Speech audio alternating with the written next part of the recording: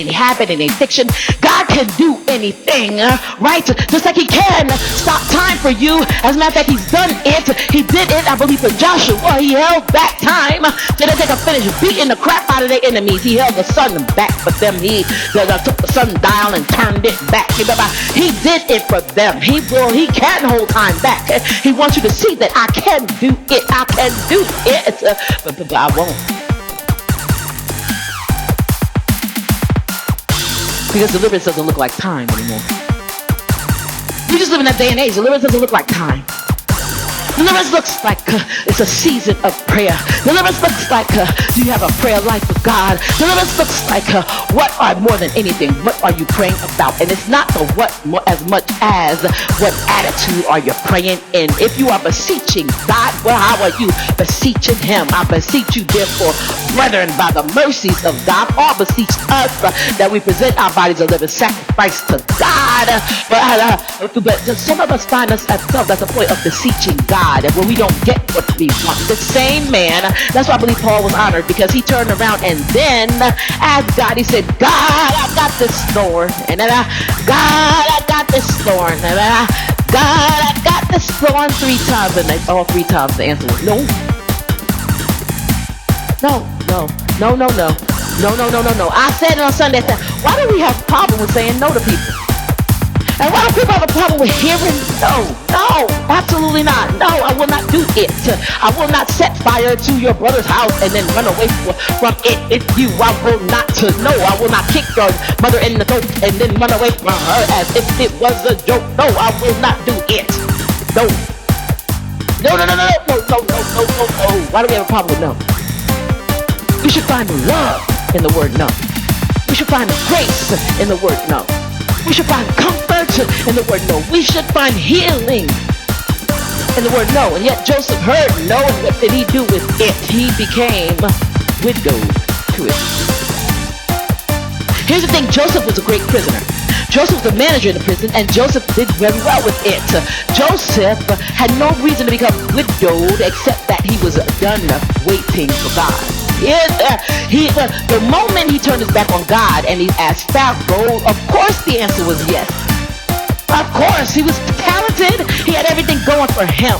Of course the answer was yes, because Joseph was a talented man of God. He had it all. And they say that he was good looking too, right? He had it all. So of course the answer was yes.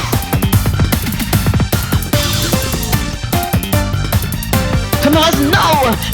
That God has said no, but we never ask why. And because we don't ask why, we'd rather whine about not having wine when God has said before you, why? Not malt liquor. He said wine. Not Coke 45. He said wine. He said communion. He said I want to commune. I want to have a part of you. I want to be with you. I want to deal with you. I want to talk to you directly about why I'm doing what I am doing. I don't even know. We have no idea whether Joseph was supposed to be there, be in prison that long. We don't. All we know is that he said, God, help me get out of this prison so I can go see my brother and my brother and my father. That's it. And when the answer was no, could it be? What I found with Lois, she was strange. Because even when I felt like I had learned my lesson, if I didn't come back and tell her the lesson I learned, or couldn't tell her the lesson I learned as to why I was on punishment, I had to be on punishment wrong. Say that.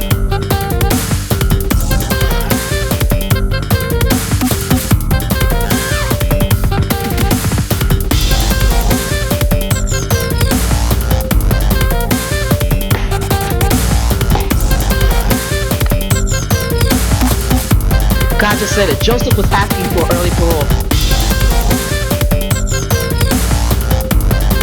And God said no.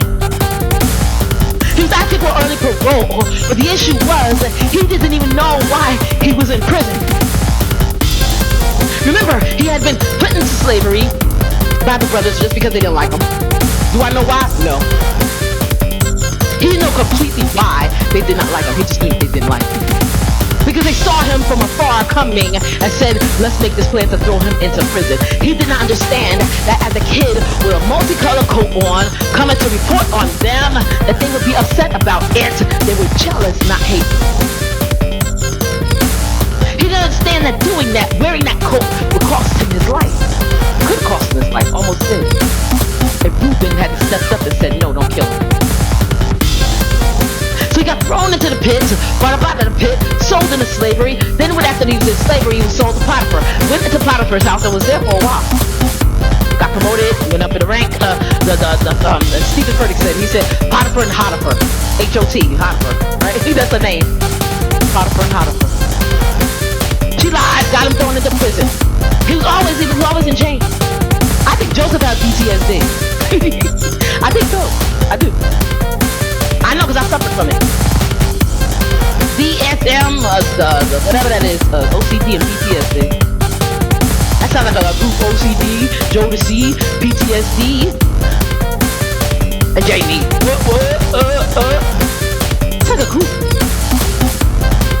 What happens when my disease becomes so common to me that I give it a name that I should not? It gets a common name from me. It gets a nickname because of the fact that this is now our group name. We were Jodeci, that was Jamie, and if we don't ever pick up the name G-O-D, what we would rather pick up is OCD, PTSD. But what happens when G-O-D wants to come in and be a part of your new rap group, and he could break dance, and he got the Cinderella skills on the record player? He can do it. But you won't even give him a chance. I'm so comfortable with saying OCD and PTSD that when here's the thing, when people look at me and I tell them that I got delivered from PTSD and OCD, I don't want them to look at me strange, right? Because they know me as being the same Jamie. And the problem was, I was uncomfortable with it because I looked at me as being the same Jamie. However, but be it so, I don't care what you think about me. I'm delivered. Praise the Lord. I'm delivered. OCD is good. You can look for him here if you want. Right? Only one man can sit on the throne. See, here's the thing.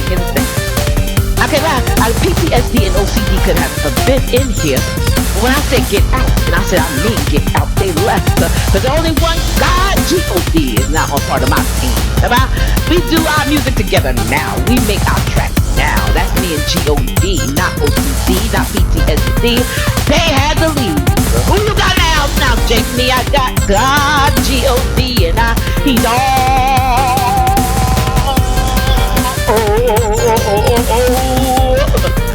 that I need. He's all I need. Make my deliverance. Joseph asked God for early delivery. Joseph asked God for early parole. Delivery, right?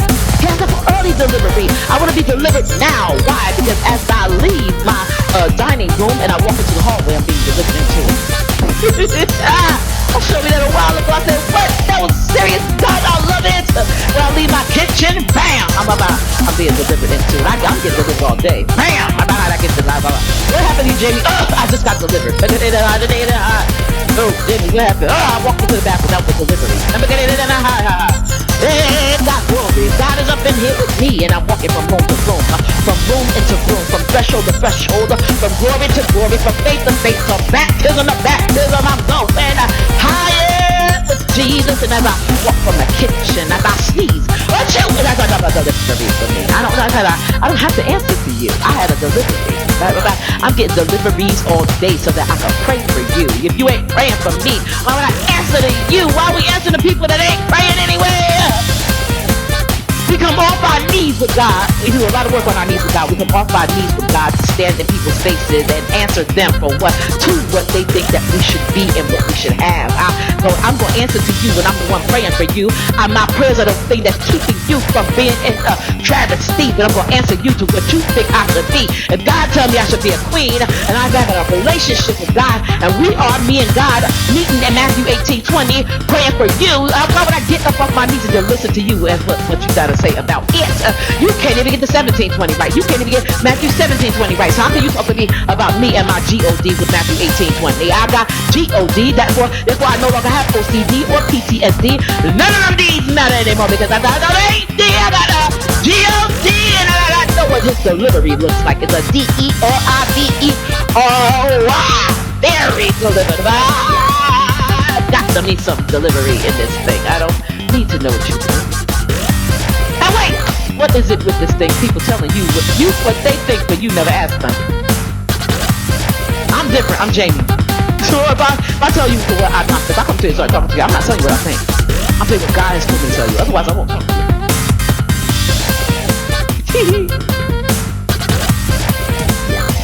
Why can't everybody have a fresh cup? And the best part of waking up is mind your business in your cup. Have a fresh cup of mind your own business. Drink it down quickly. It's kind of hot outside, so I would suggest heating it up. I would make it cold, right? Then give it a little bit of frigid temperature. I look at my coffee and I look, ooh, there's my mind, my business. Let me swim in it. Let me get with it. It reminds me. You guys think I'm playing, but it reminds me to mind my own business. Unless God has something for me to tell you, I tell people what God says to say. It has nothing to do with me. I take my hands off of it. That's the problem.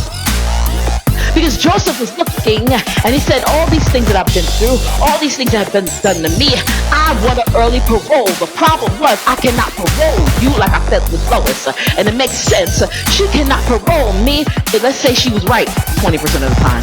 And I deserve to be punished. She cannot parole me if I don't understand what I did. And I understood that as a kid. I did. Whether she was right or wrong, I was tell her what she wanted to hear. I understood that I needed to understand what she thought that I did wrong. Whether I did it or not, didn't matter. I still need to, and I need to speak it. So I could get early parole. I wanted to go to church that night. I wish she would let me off punishment 15 minutes after getting off punishment. If I told her, if I wanted to go to church and I told her why I was being punished. That was one thing about her. She didn't play with church because my uncle, my grandmother, and my aunt had threatened her. I didn't know that until I was grown.